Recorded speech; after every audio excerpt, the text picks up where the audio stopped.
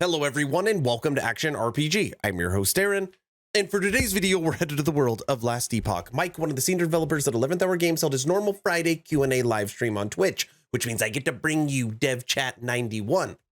As always, Mike answered lots of great questions from the community and gave us some pretty juicy leaks. And we're going to jump right into it with the Falconer. From the streams, there's an idea that each class will interact with minions in a unique way. Acolyte sacrifices and does care about minions. Primalist cares a lot if the minion lives. Sentinel, the minions are extensions of their equipment. Yes. Would this be the ideas for Mage and Rogue minions? Will Falconer be the only minion on the Rogue? I mean, so the Falconer already has minions. Well, a minion really. So Ballista is already a Falconer, Rogue. True. It most well synergizes with the Primalist. I'm sorry, with the Marksman, and the Falconer will. It's not really a standard minion, in the sense of how most minions. Like if you were to gather all of the collective features of every single minion in the game currently, and we're like, okay, what do all these things share in common? There'd be something that they all share in common that the Falconer doesn't have, that the Falcon doesn't have. So it's a little different than the other minions in the game, but it's definitely a you'll be able to scale your damage with minion damage still, if you want. You don't have to, but You'll be able to scale your damage with minion damage if you want. My guess, this is a guess, is that the Falcon can't die. Every other minion in the game can die. I think the Falcon is a permanent minion. Let's continue this conversation with the Falcon. that it is going to get. The Falcon is I can't really say this because it's not just say it. Something we're ready to quite share yet on exactly how it's going to work. But the way the Falcon works is it's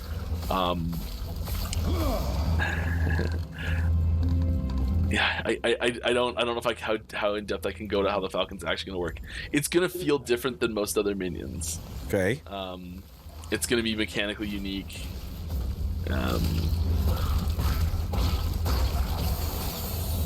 You'll have more granular control over the Falcon than you do other minions. Oh. There's the headliner there. Thank you, sir. I get this question fairly frequently around new endgame systems. Listen to this. Are you guys adding more endgame content or just working on characters with changes with monos? So for 1.0 there won't be any new category of endgame system. So what I mean by that, I would say dungeons are a category of endgame system. Monoliths are a category of endgame systems. The arena is a category of endgame system. There won't be a fourth category of endgame systems at 1.0. We do have plans for more categories of endgame systems coming, post 1.0. I feel like Mike has to break this down every single week, but it is worth sharing again. How is EHG going to make monoliths more interesting? What are your plans to make monoliths more interesting? I can't go into specific details here, but broad strokes, I can talk about it conceptually, and I think that's all you really need. Just tell us. To need to have this conversation properly. And so, broadly speaking, having the monoliths are missing unexpected content. And so what I mean by that is when you start a monolith, if you're a very experienced player right now, if you've done 100,000 monolith echo runs, and you start an echo, you can probably tell 99% of what's going to happen in that echo right from the start, just because you've done so many of them. Yes, sir. Correct. And maybe a piece of gear drops that you didn't know was going to drop, or maybe there's some encounter combination of mods on a difficult enemy that are cool, something like that. But where you run, what your goals are, how it's going to go down, how long it's even going to take, all of that is pretty static, and Agreed. And you can basically just say like, okay, it starts, here's the information that's presented to me immediately. Okay, the quest objective's over there, and it's going to be this, and it's going to take this much to kill, and done. You know, and there's not really a there's no surprise factor. There's nothing that says like, oh hey, if you explored a little bit, maybe there was some cool event that happened. Or and like the basic example I give of this is just sort of like a conceptual example, is just like a treasure goblin mechanic that I think is a pretty ubiquitous term now that a lot of people just understand. But I don't really need to explain it much, but I'm going to just in case. The treasure goblin is basically a small enemy that once you engage, it runs away from you and tries to escape. If you kill it before it escapes, it drops a whole bunch of loot. So there's an implied quest in that the quest is kill this thing in this amount of time and you'll get a reward. You know, there's no actual quest that shows up, but it's an event. It's a small mechanical thing that happens that you need to make the decision. Do I have the time, resources, power, ability to track this down and attempt to kill it, or do I just ignore it and let it go type thing? Randomization. Time to throw up a leak. You know, it's perfect. I died. You know what that means? I died. I owe you guys a spoiler. That's right. That's what the game was saying to do.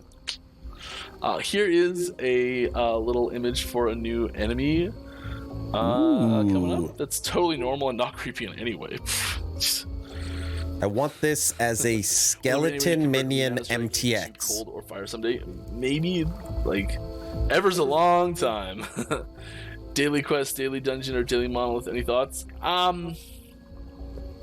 No, I don't want any daily crap. Having rotating rewards. No. Like daily rotating rewards that happen. Where like, so we do this in the dungeons already, where it'll be like you get bonus. You get like this one drops more gloves today. This, and the next day it drops boots, you know, that sort of thing. And I think I like that.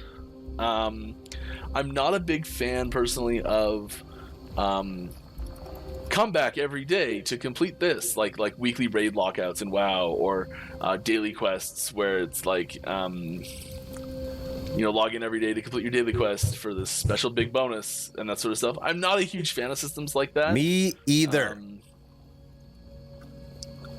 Don't do it. Now, somebody asked Mike a lore question. Lore. And this was his response. I can't remember. I'd like to do another lore stream soon. I'll see if Kyle's available to get back on. We did one a little while ago. He's trying not to die. And I think it was pretty successful. I agree. I also thought the lore stream was very successful. That is why I asked Kyle if he will come on my podcast this coming Wednesday, This Week in Action. And he said yes. So kind of just a little shameless plug. If you want to see the lore master, if you have lore questions, put them in my Discord, because he's going to be with us for all 90 minutes. When is the new Reaper animation coming to the game? On when the new Reaper animation model will be added, waiting for that to dive into the class. It looks good. Next major patch, not non-hotfix patch. 091. Mike is pretty leaky on this stream.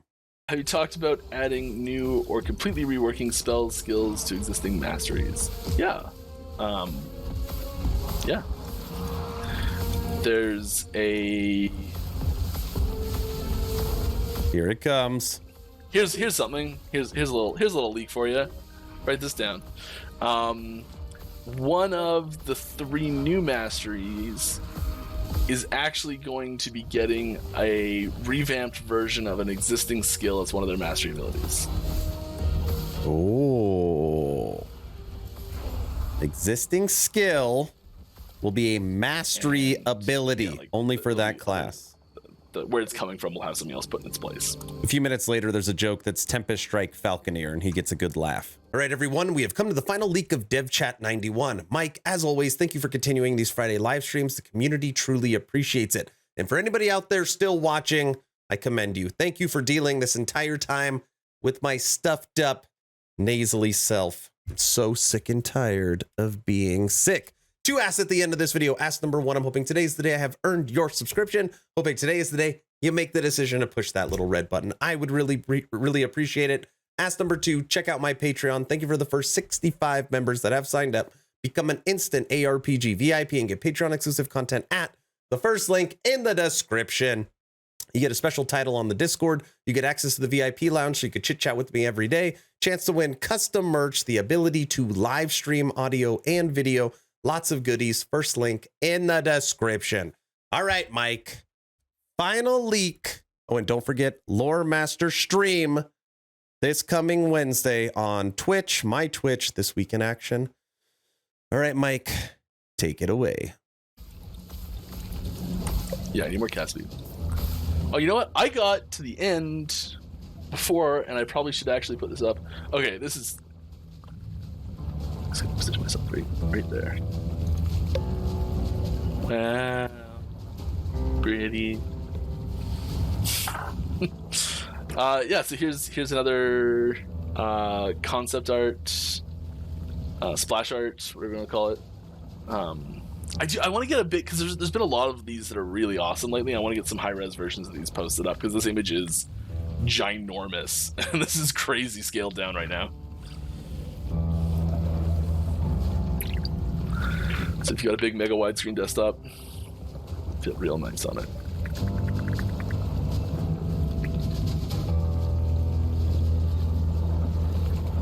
Yeah, just a nice little scene.